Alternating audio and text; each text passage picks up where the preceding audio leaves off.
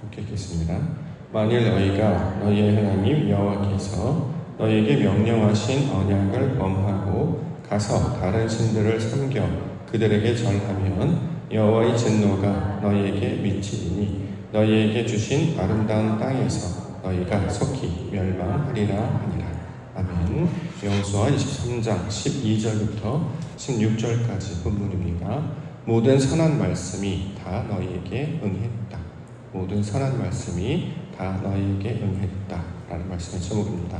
14절에 나와 있는데요. 14절 보라 나는 오늘 온 세상이 가는 길로 가려니와 너희의 하나님 여호와께서 너희에게 대하여 말씀하신 모든 선한 말씀이 하나도 틀리지 아니하고 다 너희에게 응하고 그 중에 하나도 어김이 없음을 너희 모든 사람 마음과 뜻으로 아는 바다. 자, 이렇게 증거하고 있습니다.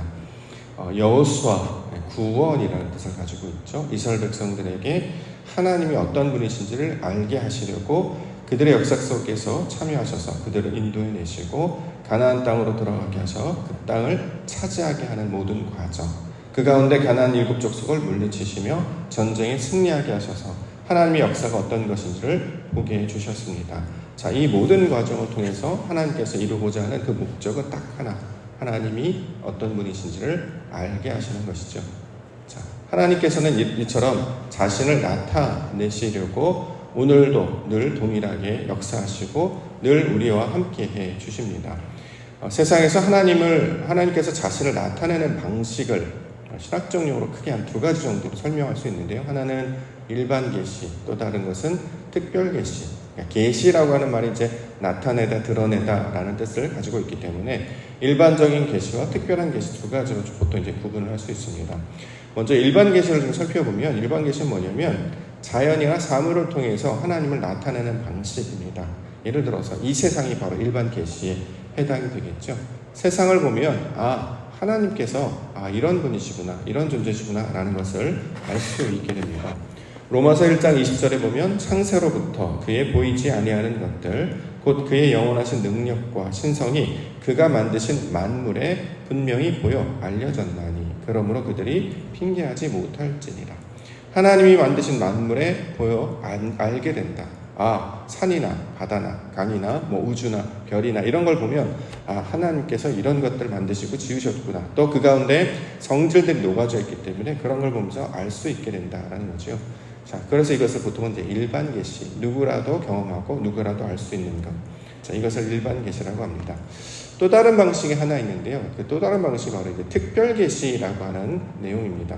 특별 계시라고 하는 것은 말 그대로 특별한 방법을 통해서 자신을 알리시는 방식이죠. 그 특별한 방식이라고 하는 것은 곧 말씀을 가리키고 있습니다. 요한복음 1장 14절에 보면 말씀이 육신이 되어 우리 가운데 거하심에 우리가 그의 영광을 보니 아버지의 독생자의 영광이요 은혜와 진리가 충만하더라. 자, 말씀이 육신이 되어서 우리와 함께 하셨습니다. 그래서 그 말씀을 보면 하나님이 어떤 분이신지를 구체적으로 알게 해주셨다는 것이죠. 그래서 그의 영광을 통해 은혜가 무엇인지 진리가 무엇인지를 발견하게 해주셨습니다. 그래서 이것을 특별 계시라고 하고 보통 우리는 성경을 특별 계시라고 이제 부르고 있습니다. 차이점이라고 한다면 일반 계시는 하나님이 어떤 존재인지를 알 수는 있어요. 하나님이 계시는구나, 하나님이 역사하시는구나 알 수 있어요. 그런데 그 하나님이 다 이해되지 않는단 말이죠. 예를 들어서 무지하게 덥지 않습니까? 더워요. 그렇죠? 이해가 되지 않아요. 또 때로는 태풍이 올 때도 있고요. 자연이나 재해를 당할 때도 있단 말이죠. 그러면 이해되지 않기 때문에 낯설고 불안하고 그렇기 때문에 하나님이 어떤 분이시냐면 두려움의 대상이 됩니다. 그리고 뭔가 불편하죠. 분명히 하나님께서는 존재하시고 역사하시는데 이해가 되지 않고 우리에게 보여지는 것이 다 감당이 안 되기 때문에 그걸 이제 받아들이기 되게 어렵게 됩니다. 그러면 우리와 함께 하시기보다는 저 멀리 계시고 그 어떤 두려움의 대상이 될 수밖에 없다는 거죠. 하나님의 위엄, 그의 어떤 크기는 우리가 경험할 수 있으나 그가 좋은 분인지 아닌지 이걸 분별하는 것은 매우 어려운 일입니다. 그렇기 때문에 하나님이 어떠한 분이신지를 구체적으로 선명하고 보다 확실하게 가르쳐 주시기 위해서 우리에게 주신 그 특별 계시가 바로 말씀에 해당하는 거죠. 말씀인 하나님이 어떤 분이신지를 구체적으로 설명하고 있습니다. 그래서 그 목적과 의도가 무엇인지를 분명하게 제시하고 있죠. 우리가 잘 알고 있는 요한복음 3장 16절 17절 하나님이 세상을 이처럼 사랑하사 독생자를 주셨으니 이는 그를 믿는 자마다 멸망하지 않고 영생을 얻게 하려 하심이라. 하나님이 그 아들을 세상에 보내신 것은 세상을 심판하려 하심이 아니요 그로 말미암아 세상이 구원을 받게 하려 하심이다. 자, 멸망하지 않게 하시려고 영생을 얻게 하시려고 또 다른 말로 구원받게 하시는 것이 바로 하나님의 의도다라는 거죠. 그러므로 날이 많이 더워요. 많이 힘들고 어려운 일이 있단 말이죠. 그럼 꼭 죽을 것 같아요. 죽겠다, 더워 죽겠다, 힘들어 죽겠다 이렇게 한단 말이죠. 근데 성경을 알게 되면 말씀을 가르치게 되면 이거는 우리를 죽이려고 하는 것이 아니라 멸망하려고 하는 것이 아니라 구원하시는 하나님의 방식이 되는 것이구나 라는 것을 가르쳐 준단 말이죠. 다만 우리가 이걸 이해를 못해요. 왜 이게 구원의 방식이 되는지, 왜 이것이 우리를 멸망하지 않게 하시려는지 그 방식을 알지 못해요. 근데 큰 관점에서 보면 많은 어르신들이 그렇더라고요. 올해는 과일이 맛있겠다. 올해는 곡식이 풍성하겠다. 뜨거우면 뜨거울수록 열매들이 잘 익는다. 뭐 이런 얘기를 하시면서 인간적인 관점으로 나만 생각하면 불편한데 거대한 관점으로 생각하면 하나님의 역사하심은 결국 우리에게 풍성한 열매를 맛보게 하시는 하나님의 은행 중에 있는 것이다. 또 태풍이 많고 그러면 소위 말하는 바람이 이렇게 불면 이제 폭풍 때문에 지구 대기가 한번 이렇게 한번 뒤집어 엎어지는 거잖아요. 그럼 깨끗해진다고 하죠. 지구 청소가 그렇게 일어난다고 합니다. 그래서 더러운 것들은 깊은 곳으로 더 빨리 들어가 버리고 공기도 공기 오염으로 인해 대기 오염으로 인해 공기가 탁하고 더러웠는데 태풍이 큰 바람이 한번 불고 나면 깨끗해지고 또 공기를 썩게 순환시키는 그래서 만물이 다시 생겨되는 방법 중에 하나가 태풍이다 이런 이야기를 하는 것도 들어봤습니다. 인간적으로 들어볼 때는 불편하지만 하나님의 큰 계획하심 가운데 보면 이 지구를 이 자연을 이 우주를 다스리시는 하나님의 섭리 가운데 들어가 있다라는 거죠. 그러면 두려움의 대상이거나 또는 나쁜 것이 아니라 결국 마침내 우리에게 좋은 것 주시려고 아버지께서 가장 좋은 거 우리에게 베푸시려고 주시는 하나님의 은혜이구나. 그렇기 때문에 하나님의 선하심을 우리가 기억하게 된다면 아이고 왜 더워 죽겠네 하나님 너무해 이렇게 불평할 것이 아니라 더우니까 안 더울 수 있는 방법을 찾아낸다는 거죠. 목욕을 자주 한다거나 씻는다거나 부채를 붙인다거나 또는 어떤 기계나 기구를 만들어서 찬바람할 수 에어컨이나 그런 그늘을 찾는다거나 그러니까 지혜가 있기 마련. 모든 동물들도 그 상황에 맞춰서 대처할 수 있도록 능력도 같이 주셨단 말이죠. 그냥 노출돼서 타 죽으라고 하는 것이 아니라 더우면 피하고 또는 감당하고 이런 방식들을 우리 가운데 주셔서 그 하나님이 하시는 일을 맞을 수 있도록 받아들일 수 있도록 우리 가운데 능력을 주셨습니다.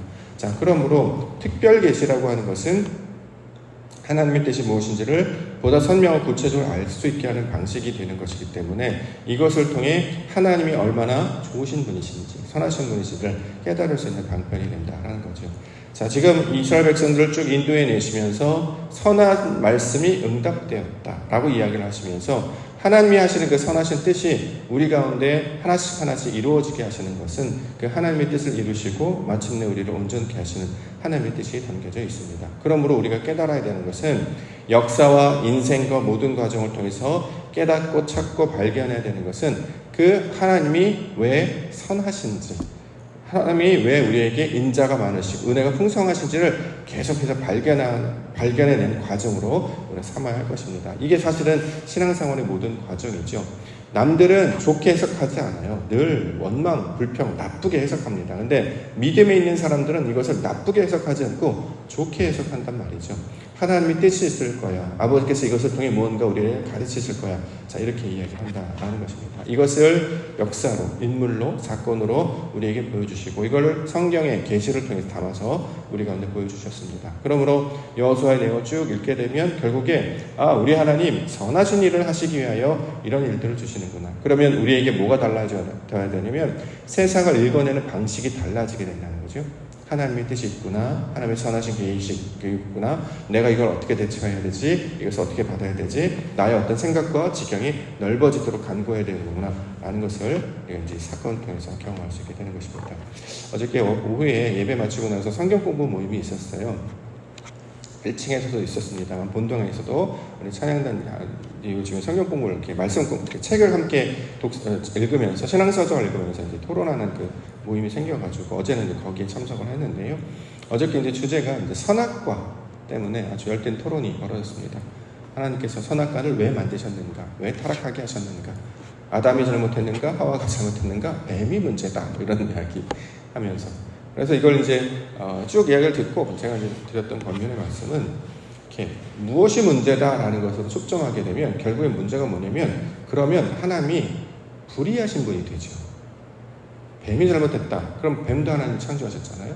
하와가 잘못했다. 하와도 아담도. 그러니까 뭐 문제를 찾게 되면 결국에는 하나님이 불의한 분이 된단 말이죠. 그럼 성경을 잘못 해석하는 경우가 되지 않겠습니까? 그래서 제가 어저께 드렸던 권면은 왜 선악과를 주셨는지 그 하나님의 의도를 찾아야 된다. 왜 하와는 이걸 먹을 수밖에 없었고 아담도 먹을 수밖에 없었는가? 이 의도를 찾아야 된다. 그렇지 않으면 결론이 하나님 이상해 이렇게 끝난단 말이죠. 하나님 굉장히 우리에게 먼저 조건적으로 사랑하시는 분이고 이걸 하면 좋고 이걸 안 하면 막 벌 주시고 나는 하나님이고 넌 인간이니까 날 섬겨야 돼 이런 식으로 하는 그런 분이신가? 아니잖아요. 그런 분이 인자하시고 은혜로우시고 선하시고 가장 우리를 사랑하신다는데 사랑이 그런 방식으로 우리가 오늘 찾아옵니까? 잘하면 잘해주고 틀리면 뭐 이렇게 하고 그렇지 않단 말이죠. 우리가 알고 있는 그 사랑의 개념보다 훨씬 크신 분이기 때문에 우리가 이제 육신의 한계를 여전히 갖고 있기 때문에 담아내지 못하는 그 해석의 틀을 자꾸 넓힐 수 있도록 왜 하나님께서 이것을 주시고 이것을 감당하게 하셨는가. 그리고 결론을 우리가 알고 있잖아요. 하나님은 선하시고 우리를 구원하시려고 이 과정을 주셨단 말이죠. 그러면 선악과도 구원의 과정으로 해석해야 되고 아담과 하와 뱀이 그럴 수밖에 없었던 것은 그것도 구원의 과정적으로 설명을 해야 된단 말이에요. 그래서 결론이 어떻게 되느냐? 우리는 하나님이 필요해. 그래서 하나님이 우리와 함께 하시려고 했던 것이었구나. 우리는 하나님을 떠나서 살 수 없구나 라고 결론이 나와야 이게 이제 옳은 해석이 된다라고 이제 변면해서 성경 다시 읽기를 해봅시다라고 이제 말씀을 드렸습니다. 우리가 이제 성경을 다시 읽을 때마다 계속 인간적인 생각들이 계속 부딪힌단 말이죠. 왜 그러냐면 여전히 나의 방식들이 남아있어서 그래요. 인간의 방식으로 이해하려고 내 경험과 내 어떤 생각으로 자꾸 이해하려고 하다 보니까 하나님이 하나님 되지 못하고 그냥 그저 그러한 조금 더 나은 정도의 어떤 존재 정도밖에 여기지 못한단 말이죠. 근데 성경은 계속해서 하나님이 얼마나 은혜로우시고 사랑이 많으시고 인자와 자비가 풍성하신 분이신지를 계속 설명을 하고 있단 말이죠. 그래서 우리의 생각의 틀이 확장되려면 내가 가지고 있는 자꾸 경험의 틀 이것들이 자꾸 깨어지고 부서지고 이것들을 새롭게 하는 인식의 틀의 확장이 날마다 일어나야 합니다. 이걸 이제 성경에서는 그릇으로 묘사를 하거든요. 질그릇과 같아요. 그릇을 만들려면 물레를 돌려서 계속 조금씩 좀 빚어 이렇게 벌려나가잖아요. 마찬가지로 금속성인 그릇이 있다면 풀무불에 연단하여서 두들기고 깨고 해서 이렇게 넓혀내지 않습니까?